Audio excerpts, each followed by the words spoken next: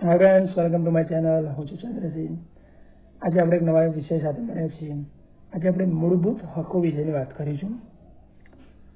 આગળ વધતા પહેલા મારે તમને વિનંતી છે, જો તમને મારો વિડીયો ગમતો હોય અને બીજાને કામમાં આવે એવું તમને લાગતું હોય તો મારા વિડીયોને લાઈક કરો, શેર કરો અને કમેન્ટ પણ કરો, જેથી મને ખબર પડે કે આમાં શું વધારવું જોઈએ, કઈ બાબતો ખોટી છે।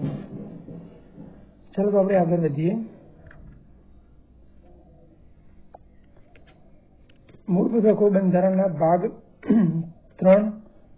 3માંથી લેવામાં આવે છે।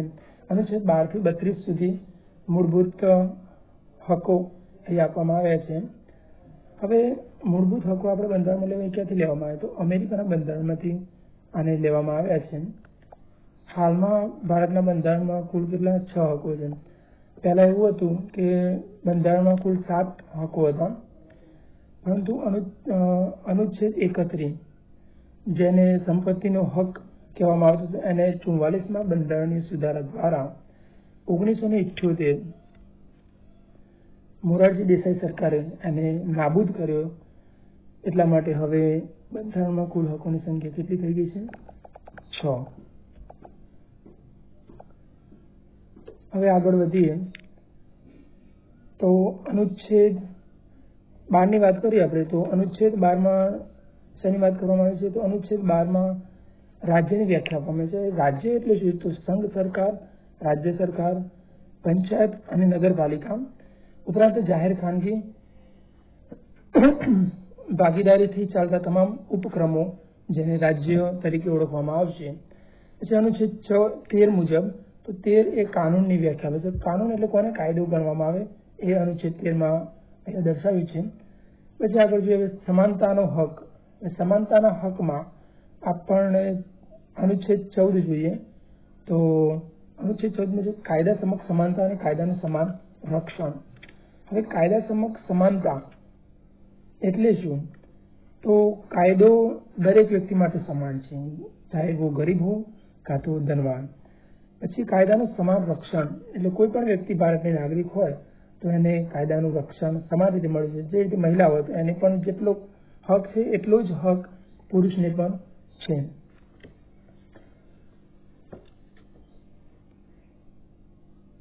હવે કાયદાનું જે સમાન રક્ષણ આ બંધારણમાં ક્યાંથી લેવામાં આવે છે? તો આ ટોપિક યુએસએના બંધારણમાંથી લેવામાં આવે છે। હવે આપણે આગળ વધીએ તો અનુચ્છેદ 15 કોઈ પણ નાગરિક સાથે માત્ર ધર્મ, જાતિ, લિંગ અને જન્મ સ્થાનના આધારે ભેદભાવ થઈ શકશે નહીં। આપણને ખબર છે કે કોઈ પણ વ્યક્તિ એટલે તમે અહીંથી આપણે ભારતમાં કઈ પણ જગ્યાએ જઈ શકો છો અત્યારે, તો એનું કારણ એ છે કે અનુચ્છેદ 15 એટલે કોઈ પણ વ્યક્તિ તમારી સાથે ભેદભાવ પૂર્ણ વર્તન કરી શકશે નહીં।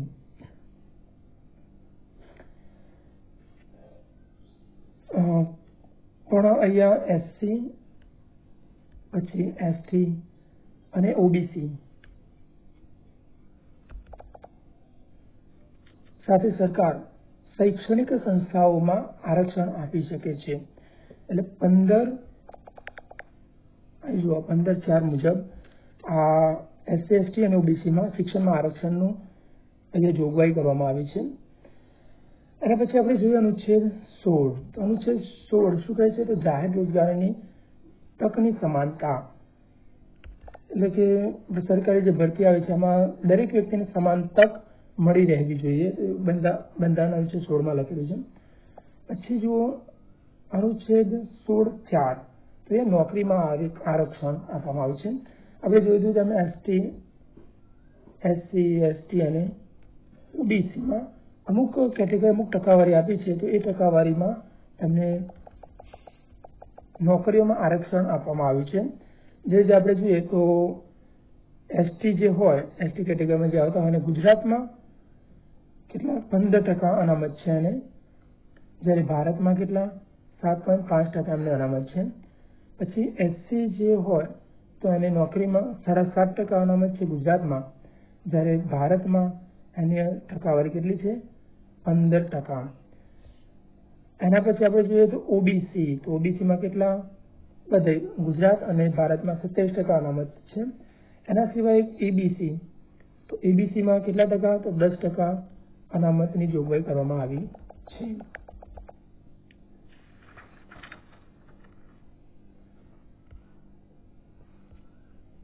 આ પછી આપણે આગળ વધીએ તો અનુચ્છેદ 17.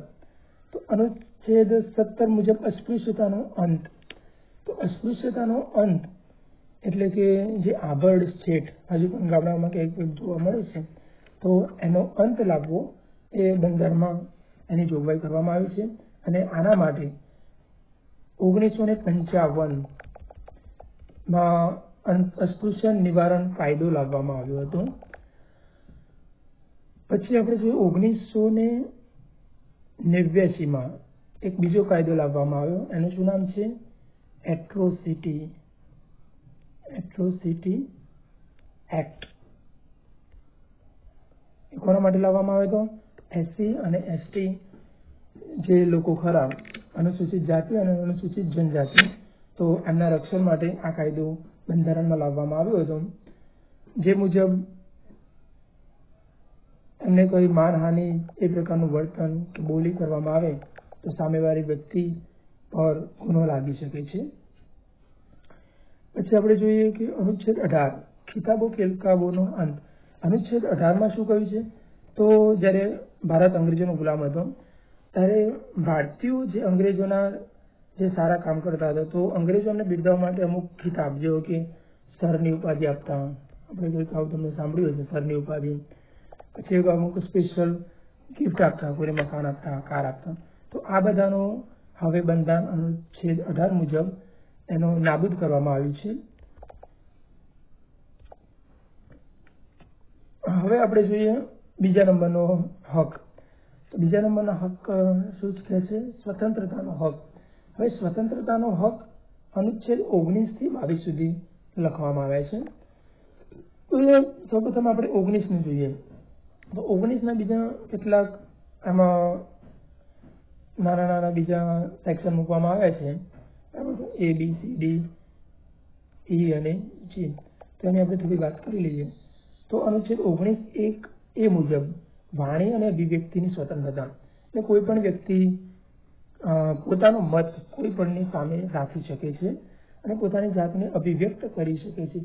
હવે આ અનુચ્છેદ એ મુજબ પ્રેસની સ્વતંત્રતા પણ અહીંયા આપવામાં આવી છે.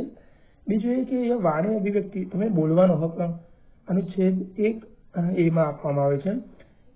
અહીંયા બોલવાનો તમને હક આપવામાં આવે છે, તો એની સામે તમને ના બોલવાનો પણ અહીંયા હક છે.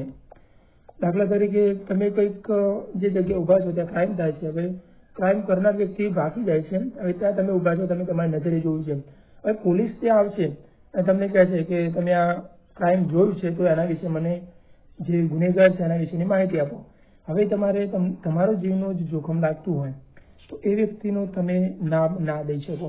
એટલે શું કે તમને ન બોલવાનો પણ અહીંયા અનુચ્છેદ 19(1) મુજબ હક મળેલો છે. પછી જુઓ બીજું 1B શાંતિ અને શસ્ત્રો વિના ભેગા થવાની સ્વતંત્રતા. એટલે કોઈ પણ ભારતના કોઈ પણ ખૂણે તમે શાંતિ અને શસ્ત્રો વિના તમે ભેગા થઈ શકો છો. પછી 1C મુજબ સમિતિ સંગઠન બનાવવાની સ્વતંત્રતા. કોઈ પણ વ્યક્તિ કઈ સમિતિ કાં તો સંગઠન બનાવી શકે છે. જે આપણે દૂધ ઉત્પાદક જે મંડળી જે કહેવામાં આવે છે, તો એ 1C મુજબ જ એનો ફોર્મેશન એટલે બની છે. પછી આપણે જોઈએ આગળ તો 1D 19(1)D તો ભારતના કોઈ પણ ક્ષેત્રમાં મુક્ત રીતે ફરવાની સ્વતંત્રતા. એટલે તમે ભારતમાં કોઈ પણ જગ્યાએ મુક્ત રીતે રોકટોક સિવાય તમે ફરી શકો છો. પછી 1E મુજબ ભારતના કોઈ પણ ક્ષેત્રમાં વસવાટ કરવાની. તમે ભારત હવે 370 જે અનુચ્છેદ કલમ હતો જમ્મુ કાશ્મીરના સ્પેશિયલ દરજ્જાને, તો એ હવે નાબૂદ થઈ ગઈ. એટલે તમે ત્યાં પણ વસવાટ કરી શકો છો. પછી જો 1G તો વ્યવસાય કરવાની સ્વતંત્રતા. એટલે કોઈ પણ વ્યક્તિ ભારતનો નાગરિક જે હોય એ કોઈ પણ વ્યવસાય કરી શકે છે. એવું નહીં કે આ વ્યવસાય આ જ વ્યક્તિ કરી શકે. કોઈ પણ વ્યક્તિ એને અનુકૂળ એની આવડત મુજબ, કૌશલ્ય મુજબ એ વ્યક્તિ એ વ્યવસાય કરી શકે છે. હવે જો 19(2) અહીંયા શું કહ્યું છે? વ્યાજબી પ્રતિબંધો. તો જે રીતે 19(1) મુજબ તમને સ્વતંત્રતા આપી, તો એ બધી સ્વતંત્રતા 19(2) અનુસાર તમને મળશે. એટલે વ્યાજબી પ્રતિબંધો સાથે તમે એ સ્વતંત્રતા તમને મળશે. એટલે કે અત્યારે તમને ખબર છે લોકડાઉન છે અને 144ની કલમ અહીંયા લાગુ છે IPC ની. એટલે કે તમે બહાર ના નીકળી શકો, 4 વ્યક્તિથી વધારે તમે ભેગા ના થઈ શકો. તો એવા સમયે તમે એવું ના કહી શકો કે મારે વાણી અને અભિવ્યક્તિની સ્વતંત્રતા એટલે સરકાર સામે કંઈ પણ બોલી શકું, મીડિયામાં કંઈ પણ લખી શકું. પછી તમે એવું ના કહી શકો કે મારે 10 જણાને ભેગા કરવા છે તો તમે ભેગા થઈ શકો. તો એ બધી સ્વતંત્રતાઓ તમારે અહીંયા નાબૂદ થશે 19(2) મુજબ. પછી તમે કોઈ સમિતિ સંગઠન પણ બનાવી શકતા નથી જ્યારે સરકાર આના પર પ્રતિબંધ મૂકેલો હોય ત્યારે. બીજું કે કોઈ પણ ક્ષેત્રમાં વસવાટ કરવાની સરકારે એવું જાહેર કર્યું હોય કે આ ક્ષેત્રમાં કોઈ વસવાટ કરી શકશે નહીં. દાખલા તરીકે આંદામાન નિકોબારનો જે ટાપુ ખરો ભારતમાં, એમાં ઘણો વિસ્તાર એવો છે જ્યાં સરકારે મુક્ત રીતે ફરવાનો પ્રતિબંધ કરેલો છે. એટલે ત્યાં ભારતનો નાગરિક પણ હાલ જઈ શકતો નથી. પછી ઘણા એવા વિસ્તાર છે જેમાં વસવાટ કરવાની સરકાર ના પડે તો એમાં વસવાટ ના કરી શકાય. ચલો મિત્રો, આપણે આગળ જોઈએ. હવે જો અનુચ્છેદ 20, તો અનુચ્છેદ 20 શું કહે છે? તો અનુચ્છેદ 20 મુજબ ગુનાઓ સામે દોષસિદ્ધિ સંબંધમાં રક્ષણ. એટલે ગુનાઓ સામે તમને ક્યારે રક્ષણ મળશે? તો દાખલા તરીકે તમે બાઇક લઈને હવે નીકળ્યા છો ગાંધીનગર જવા, તો તમને દહેગામ પાલીય ચોકડી પર તમને પોલીસવાળા રોકે છે. તમારી પાસે હેલ્મેટ નથી તો તમને 500 રૂપિયાનો દંડ ભરાવે છે. હવે 500 રૂપિયા દંડ ભરાવે છે, તમને રિસિપ્ટ આપશે. હવે એ રિસિપ્ટ લઈને તમે આગળ વધ્યા, તમારે જવાનું ગાંધીનગર. હવે ત્યાં જતા ક્રિષ્ના સર્કલે તમે ત્યાં પોલીસ તમને રોકે છે, ફરી કહે છે કે હેલ્મેટ નથી, લાવો 500 રૂપિયા. તો તમે એ જગ્યાએ તમે શું કરી શકો છો? એ 500 રૂપિયા તમે રિસિપ્ટ જે પર્ચી છે એ બતાવી શકો છો અને એ બીજી વાર જે 500 રૂપિયા આપવા હતા તો એમાંથી તમે મુક્ત રહી શકો છો. તો એ શાના કારણે? દોષ સિદ્ધિ સંબંધમાં રક્ષણ. તો તમે બીજી વાર તમને સજા ના થવી જોઈએ, એ બંધારણમાં જ લખેલું છે. પછી બીજું આમાં એક છે તો પૂર્વ પદ પ્રભાવી કાનૂન નહીં. અર્થાત કે જે સમયે જે કાનૂન અસ્તિત્વમાં એટલે જે કાયદો અસ્તિત્વમાં હોય તો એ સમયે એ સજા મળી શકે. એના સિવાય પછી સમય પ્રમાણે જો કાયદો બદલાય તો એ સજા બદલાતી નથી. એટલે આપણે હેલ્મેટની જ વાત કરી તો પહેલા હેલ્મેટનો જો કાયદાનો ભંગ માટે 100 રૂપિયા હતા, હવે કેટલા થયા? 500 થયા. હવે તમે એ વખતે જ્યારે 100 રૂપિયા હતા એ વખતે તમે પકડાયા હોય અને તમે મેમો ના પડ્યો તો 100 રૂપિયા તમે ના પડ્યો, પછી કાયદો આવ્યો 500 રૂપિયા થઈ ગયા. તો હવે તમે 100 રૂપિયા જ ભરી શકો છો. 500 રૂપિયા સરકાર તમારા પણ દબાણ ના કરી શકે. તમે 500 રૂપિયા અત્યારનો તાજેતરનો દંડ ભરો. તો આ રીતનું આપણને ગુનાઓ સામે દોષસિદ્ધિ સંબંધમાં બંધારણમાં રક્ષણ મળેલું છે. પછી આપણે જોઈએ અનુચ્છેદ 21. તો અનુચ્છેદ 21 શું કહે છે? તો કાનૂન દ્વારા સ્થાપિત પ્રક્રિયા કોઈની જીવન અને શારીરિક સ્વતંત્રતા છીનવી શકશે નહીં. કાનૂન દ્વારા સ્થાપિત પ્રક્રિયા. કાનૂન દ્વારા સ્થાપિત પ્રક્રિયા, આ જે વિચાર ક્યાંથી લેવામાં આવ્યો? તો કયા બંધારણ? તો જાપાનના બંધારણમાંથી આ વિચાર લેવામાં આવ્યો છે. તો એ મુજબ કોઈ પણ વ્યક્તિ હોય તો એ વ્યક્તિ ગરિમાપૂર્ણ જીવન જીવવાનો દરેક વ્યક્તિનો હક છે. એટલે કે મહિલા હોય તો પણ એને પુરુષ જેટલો જ હક મળે છે. મહિલાઓ વિશે કોઈ કાયદો બનાવતા એમાં એમને કંઈ નુકસાન જાય એવું કંઈ સરકાર બનાવી શકતી નથી. અહીંયા કેટલાક કેસની પણ વિગતે વાત કરવામાં આવી છે, અને આપણે થોડી વાત કરીએ. તો પહેલો કેસ છે A.K. ગોપાલન કેસ. આ કેસ ક્યારનો હતો? 1950. આ કેસમાં પણ અહીંયા જીવનની રક્ષા વિશેની વાત કરવામાં આવી છે. પછી એક બીજો કેસ ફેમસ કેસ છે મેનકા ગાંધી કેસ. એ મેનકા ગાંધી કેસ એ 1981 આ કેસ સામે આવ્યો હતો. એના પછીનો કેસ છે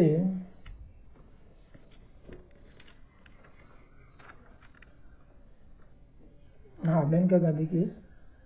તો હવે આ બધા કેસ મુજબ આ જ વાત બંધારણમાં સુપ્રીમ કોર્ટે આ જ વાતની એના પર એનો હુકમ આપેલો છે કે જીવન અને શારીરિક સ્વતંત્રતા કાયદા સિવાય કોઈ છીનવી શકશે નહીં. કાયદા એટલે હાઈકોર્ટ કાં તો સુપ્રીમ કોર્ટ, હાઈકોર્ટ કાં તો સુપ્રીમ કોર્ટ દ્વારા જે નિર્ણય લેવાય તો જ એની આ સ્વતંત્રતાઓ છીનવી શકાશે, બાકી બીજું કોઈ છીનવી શકશે નહીં. પછી આમાંથી એક બીજો ક્લોઝ છે 21A. તો હવે 21A મુજબ શું કે 6 થી 14 વર્ષના બાળકોને મફત અને ફરજિયાત શિક્ષણ. તો મફત અને ફરજિયાત શિક્ષણની વાત કરી છે. તો આમાં તમને ખબર છે કે RTE એક્ટ આપણે વાત કરી, રાઇટ ટુ એજ્યુકેશન એક્ટ 2009. તો 2009માં આ કાયદો અમલમાં આવ્યો હતો. અહીંયા આ જે કાયદા મુજબ આપણે એક જાહેરાત તમે સાંભળી છે, સ્કૂલ ચલે હમ. અટલ બિહારી વાજપેયી જ્યારે PM હતા ત્યારે અમને આની શરૂઆત કરાવી હતી સર્વ શિક્ષા અભિયાનની. તો હવે આ કાનૂન RTE એક્ટ મુજબ થોડી વાત કરીએ તો આ કાનૂન મુજબ 5 કિમીની ત્રિજ્યામાં એક સ્કૂલ હોવી જોઈએ. પ્રાથમિક શાળાની વાત કરી છે. 5 કિમીની ત્રિજ્યામાં પછી કેટલા તો 30 વિદ્યાર્થી દીઠ એક શિક્ષક હોવો જોઈએ. અને ગરીબો માટે કોઈ પણ સ્કૂલ હોય તો એને 25% સીટ અનામત રાખવાની હોય છે. એટલે કે 25% સીટની ફી એ લોકો લેતા નથી. અને આ ફી કોણ ભરશે? તો સરકાર આમની ફી જે ફી હોય એ ધોરણ 1 થી 8 સુધી સરકાર આપશે. હવે આપણે આગળ વધીએ અનુચ્છેદ 22 તરફ. હવે અનુચ્છેદ 22 શું કહે છે? તો ધરપકડ અને અટકાયત. હવે આ બે શબ્દો તમે સમજો. ધરપકડ એટલે શું? કોને કહેવાય છે? તો ધરપકડ એટલે એને શું કહેવાય? ગુના બાદ કોઈ પણ વ્યક્તિ જો ગુનો કરે એના પછી જે પકડાય તો એને શું કહેવાય? ધરપકડ. અને પોલીસને એવું લાગે છે કે આ વ્યક્તિ ગુનો કરવા જઈ રહી છે અને તેને ગુનો કરતા પહેલા જો પકડે તો એને શું કહેવાય? અટકાયત. હવે ધરપકડ અને અટકાયત આ બંનેમાં બંધારણમાં આપણને રક્ષણ આપવામાં આવ્યું છે દરેક નાગરિકને. તો પેલું આપણે ધરપકડમાં સુરક્ષા જોઈએ તો ગુનેગારને જો એની ધરપકડ થાય તો એને કારણ બતાવવું પડે છે કેમ એની ધરપકડ કરવામાં આવી. બીજું એ છે કોઈ પણ વ્યક્તિની ધરપકડ થાય તો એને વકીલ રાખવાની અને સ્વતંત્રતા છે. તો વકીલ કરવાની પોલીસ એને સુવિધા આપવી પડે. બીજું એ કે કોઈ પણ વ્યક્તિ બહાર નીકળે છે, રસ્તા પરથી એની ધરપકડ થાય છે તો એને ફોન કરીને ઘરે જાણ કરવાની પણ એને અધિકાર છે કોઈ પણ વ્યક્તિને. અને છેલ્લું કે 24 કલાકમાં કોઈ પણ વ્યક્તિની ધરપકડ થઈ હોય તો પોલીસ સ્ટેશનમાંથી એને જ્યુડિશિયલ મેજિસ્ટ્રેટ સામે એને રજૂ કરવામાં આવે છે. એટલે કે ઘણી વાર તમે જોતા હશો કે પોલીસ કોઈ પણ વ્યક્તિને લઈ જાય છે તો એની માત્ર અરજી જ અહીંયા અરજીના આધારે જ એને લઈ જાય છે. અને એ વ્યક્તિને જો તમે 24 કલાકની અંદર આપણે લેવા ના જઈએ તો 24 કલાકમાં પછી એ કેસ ક્યાં જશે? તો સેન્ટ્રલ જેલ જ્યાં લાગતી હોય તો એ લોકોને જે પોલીસ સ્ટેશન હોય છે એ લોકોને ત્યાં એને ટ્રાન્સફર કરવાનું હોય છે. હવે આપણે આગળ વધીએ. અટકાયતની આપણે વાત હતી. તો અટકાયતમાં બંધારણમાં શાની જોગવાઈ કરવામાં આવી? તો અટકાયતમાં એવું કીધું છે કે 2 મહિના સુધી કોઈ પણ વ્યક્તિ અટકાયત થાય તો 2 મહિના સુધી એ વ્યક્તિને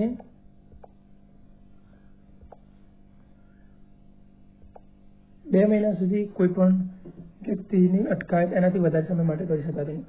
તમને ખબર છે જમ્મુ કાશ્મીરનું જે આ વિભાજન થયું એ સમયે ઘણા કાશ્મીરી વિરોધી કેટલાક નેતાઓ હતા તો એ નેતાઓને અટકાયત થઈ હતી. તો એ મુજબ અમને 2 મહિના એટલે કે 60 દિવસ સુધી અમને એનાથી વધારે કોઈ અટકાયતમાં રાખી શકશે નહીં એવું બંધારણમાં નિયમ બનાવવામાં આવ્યો છે. પછી આપણે નેક્સ્ટ આગળ જોઈશું. આગળ ત્રીજો આપણો હક આવ્યો શોષણ વિરુદ્ધનો હક. તો અહીંયા શું શોષણ વિરુદ્ધમાં અનુચ્છેદ 23 મુજબ મનુષ્ય વેપાર અને બળજબરીપૂર્વક મજૂરી સામે પ્રતિબંધ. તો અહીંયા બંધારણમાં લખ્યું છે ભારત બંધારણ કે મનુષ્ય વેપાર કોઈ પણ વ્યક્તિ તમને બળજબરીથી જ્યાં હ્યુમન ટ્રાફિકિંગ અને અંગ્રેજીમાં એક શબ્દ છે હ્યુમન ટ્રાફિકિંગ. ઘણી વાર તમે ફિલ્મો પણ આ શબ્દ સાંભળતા હશો. તો આ મનુષ્ય વ્યાપારને અહીંયા પ્રતિબંધ મૂકવામાં આવે છે. પછી બીજું બળજબરીપૂર્વક મજૂરી. એટલે કોઈ પણ વ્યક્તિ તમને બળજબરીપૂર્વક મજૂરી કરવા માટે દબાણ ના કરી શકે. દાખલા તરીકે આપણે કોઈ પણ પ્રાઇવેટ સંસ્થાનમાં નોકરી કરતા હોય તો તમારી નોકરીનો સમય 8 કલાક છે. તો હવે 8 કલાકથી વધારે 2 મિનિટ પણ તમારો શેઠ તમારો માલિક તમને વધુમાં નોકરી કરવા માટે કહી ના શકે. અને તમારે જો નોકરી તમારી ઈચ્છા હોય તો તમે 2 ના બદલે 1 કલાક પણ તમે વધારે સમય કામ કરી શકો. બાકી બળજબરીપૂર્વક તમારે 8 કલાકથી 9 કલાક કરાવી ના શકે. તો એનો તમને અહીંયા અધિકાર મળે છે અનુચ્છેદ 23 મુજબ.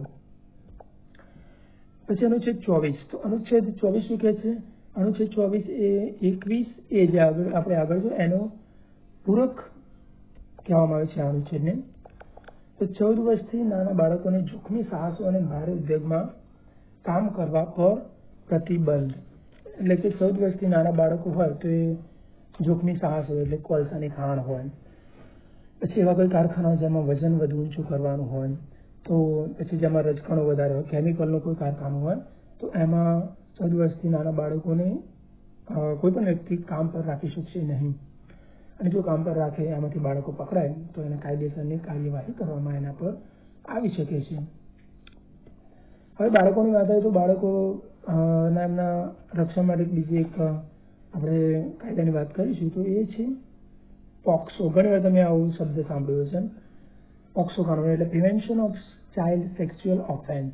એટલે ઘણી વાર બાળકોની છેડતી થતી હોય છે, બાળકો નાના એટલે બિચારા કોઈને કહી પણ ના શકે. તો જ્યારે આ ગુનો પોક્સો હેઠળ બહાર આવશે તો એના પર કાયદેસરની કાર્યવાહી કરવામાં આવે છે. હવે આગળ જોઈએ આપણે તો ચોથો છે ધાર્મિક સ્વતંત્રતાના હકો. હવે ધાર્મિક સ્વતંત્રતાના કેટલાક હકો આપવામાં આવે છે. ધાર્મિક એટલે ધર્મ, આપણને ખબર છે. તો એ મુજબ 25માં અનુચ્છેદ શું કહે છે? આમાં અંતઃકરણ પૂર્વક અને મુક્ત રીતે કોઈ પણ ધર્મના પાલનની, પ્રચારની અને પ્રસારની સ્વતંત્રતા. આ કેવું છે? અનુચ્છેદ 25 તો વ્યક્તિગત છે. વ્યક્તિગત એટલે મારે કોઈ પણ ધર્મ પાલન કરવો હોય તો એના માટે હું સ્વતંત્ર છું. એક ઘર હોય એમાં માતા પિતા કોઈ બીજા ધર્મમાં માનતા હોય, બાળકને એ ધર્મમાં કઈ રુચિ ના હોય તો બાળક પણ અલગ ધર્મ પાડી શકે છે, એને પ્રચાર અને પ્રસાર કરી શકે છે. તો એની સ્વતંત્રતા અનુચ્છેદ 25માં આપવામાં આવી છે. અહીંયા આપણે બીજી એવી વાત કરીએ તો અનુચ્છેદ 25 મુજબ તમને ખબર છે કે શીખ જે લોકો ખરા એમને પાઘડી, દાઢી એ રાખવાનો અહીંયા અધિકાર આપવામાં આવ્યો છે. પછી આપણે આગળ જોઈએ અનુચ્છેદ 26 તરફ. તો અનુચ્છેદ 26 શું કહે છે? ધાર્મિક બાબતોમાં વહીવટ. હવે ધાર્મિક બાબતોમાં વહીવટ, તો આ અનુચ્છેદ શું બતાવે છે? તો સામૂહિક સ્વતંત્રતા. એટલે આગળ 25 જોયું તો વ્યક્તિગત, હવે સામૂહિક. એટલે કોઈ પણ વ્યક્તિ કોઈ પણ ધર્મ પાલનમાં અને આ ધર્મને પ્રચાર પ્રસાર કરવામાં કોઈ સંસ્થા શરૂ કરી શકે છે અને એનો વહીવટ પણ પોતે કરી શકે છે. અહીંયા તમને એક મુદ્દો હમણાં કરંટમાં તમે સાંભળ્યો છે, શબરીમાલા મંદિર. બરાબર. તો શબરીમાલા મંદિર જે કેરળમાં આવેલું છે ભગવાન અયપ્પાનું, તો આ જે આનું જે ટ્રસ્ટ કરવું, એ ટ્રસ્ટનો કેવો નિયમ છે? તો 10 વર્ષથી ઓછી અને 50 વર્ષથી વધુ વર્ષની સ્ત્રી આમાં દર્શન માટે જઈ શકે, બાકી તે જઈ શકતી નહોતી. તો આ એ ટ્રસ્ટ એમનો નિયમ હતો, પણ સરકારે જે જાતિનો દરેક જાતિને સમાન રક્ષણ જે મળેલું છે અને સમાન હક મળે છે એ મુજબ અહીંયા શબરીમાલા મંદિર જે હતું એમાં હવે મહિલાઓ પણ જઈ શકે છે. તો કોર્ટે અહીંયા હુકમ આપી અને આ મંદિરમાં આ નિયમને પણ ફેરવી દોડ્યો છે. પછી આપણે જોઈએ તો ધાર્મિક દાન વખતે કર ચૂકવણીની સ્વતંત્રતા. હવે ધાર્મિક દાન એટલે આપણે મંદિરમાં, ટ્રસ્ટમાં જો તમે દાન કરો છો તો એ તમને એ હક છે કે તમે તમારો જો ટેક્સ ચૂકવતા હોય, કર આપતા હોય વર્ષે, તો એમાંથી તમને મુક્તિ મળે છે.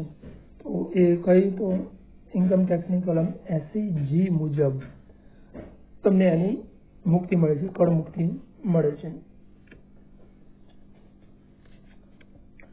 બીજું કે અહીંયા ઘણી વાર કોઈ પણ ધાર્મિક સંસ્થા, દાખલા તરીકે કોઈ મંદિર હોય તો એ મંદિરમાં ટ્રસ્ટ ખરું તો એ પૈસા ટ્રસ્ટમાં જશે, પણ ઘણી વાર મંદિરમાં પોલીસનો બંદોબસ્ત મૂકવામાં આવ્યો હોય, પછી પ્રશાસન તરફથી પાણીની સુવિધા કરવામાં આવી હોય, બીજી બધી ઘણી બધી સુવિધા, તો એની ફી પેટે પ્રશાસન આના પૈસા લઈ શકે છે.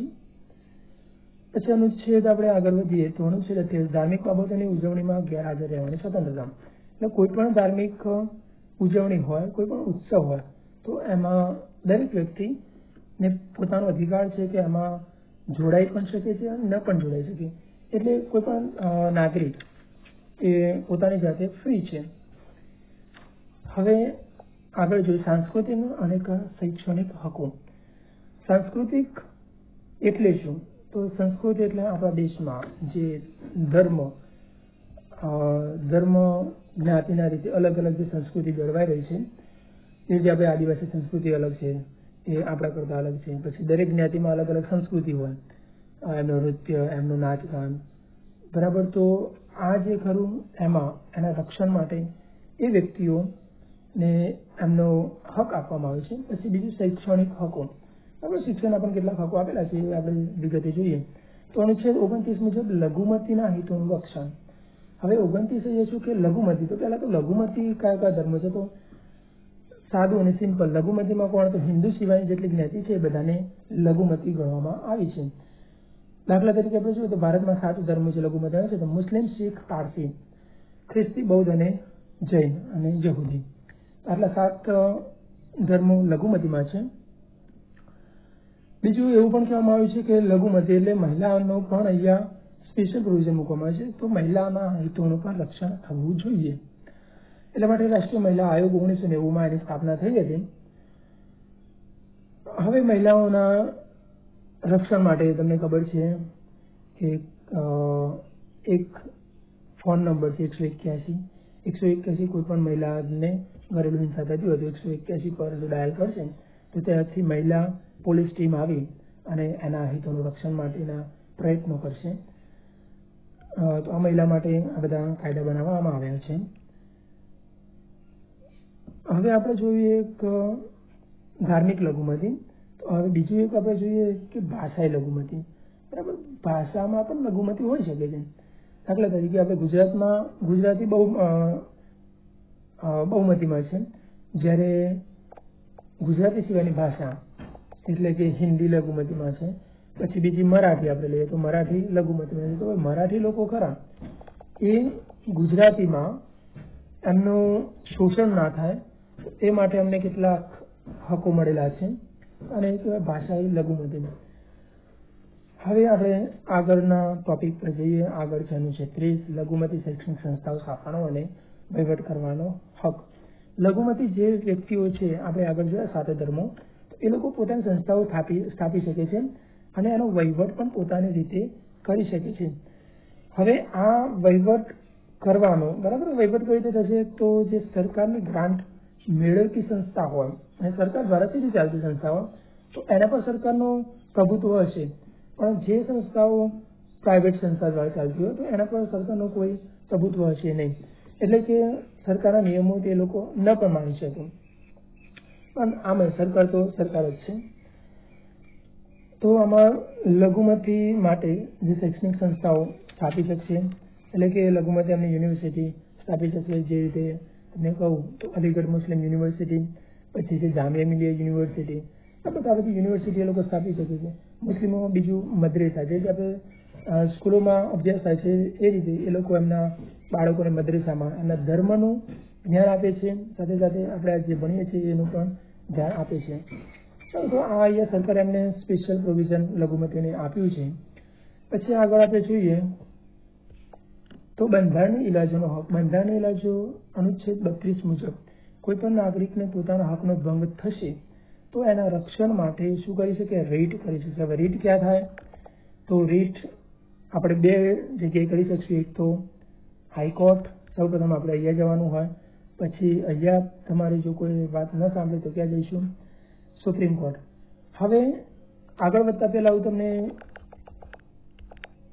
એ વસ્તુ ક્લિયર કરું કે આપણે જે ભણ્યા એ મૂળભૂત હકો અત્યારે ભણી રહ્યા છીએ.